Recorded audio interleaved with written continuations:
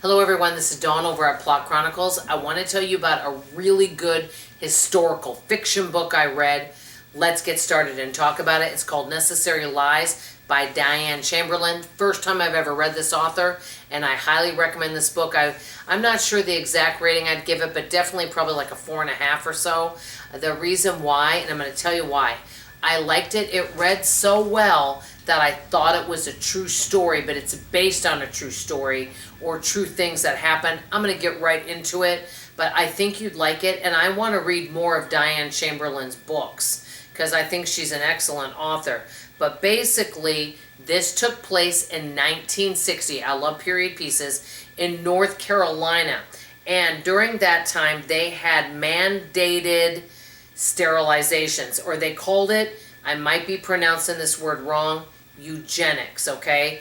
And this is something that took place in North Carolina, and the reason why was they wanted people that either had lower IQs, okay, or perhaps people that, had children out of wedlock, that'd be another example, or somebody that was low income and maybe getting some help from the state. So that's where the people that were getting these. So an example would be if you had a child out of wedlock, okay? Maybe you even gave that baby up for adoption. Maybe you even took care of that baby and you were on welfare. So when you went in to have the baby, they would go in and sterilize you, but you were not made aware of that. That way you didn't have more kids in the system. Now, the main issue with this is that there were some people that did not need to be sterilized and that they maybe wanted to later on get married and have children. But they kind of lumped a lot of people together. Now, I don't know the full story of what happened, no judgment towards anybody, but a lot of these social workers felt that they had to fill out paperwork to make this happen. So during this time, there was a lady that named Jane, and she's 22 years old. She gets married to a doctor who's seems like a wonderful guy, but he's old-fashioned, okay? He doesn't even really want his wife to work, and he would like her to stay home like these other women do, but she wants to be a social worker and wants to make a difference and help people, okay?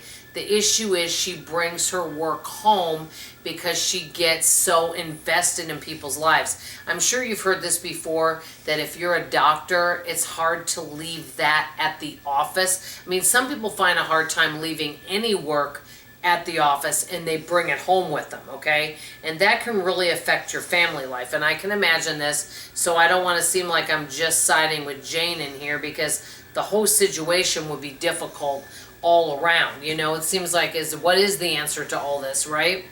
But she's helping several families, but one of them has a girl named Ivy who lost both of her parents, okay?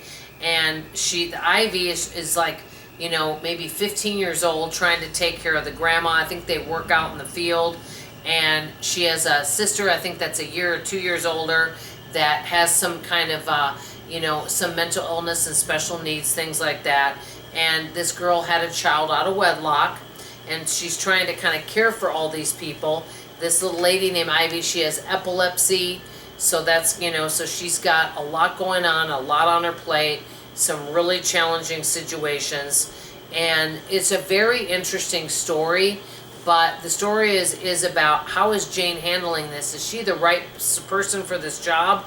Because they're wanting Jane, and Jane didn't feel comfortable doing this. They're wanting her to fill out paperwork for people to become sterilized so that they don't have more kids in the system. But does Jane feel comfortable doing that? Does she feel like she's doing things behind people's back? Is she getting too involved? Like, one thing, and I'm not giving this away, one thing Jane does is she, drives some of these Ivy to the beach and wants them to have a day at the beach. Well, she finds out she's not supposed to be driving clients around.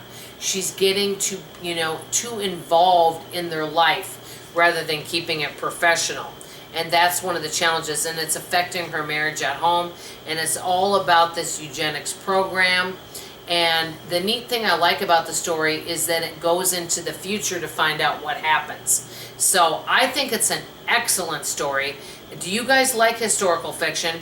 Have you read any of Diane Chamberlain's books? I'd like to hear about it in the comments below. That's all I have to say. Love you, appreciate you, and I hope to see you on tomorrow's video. Bye, everybody.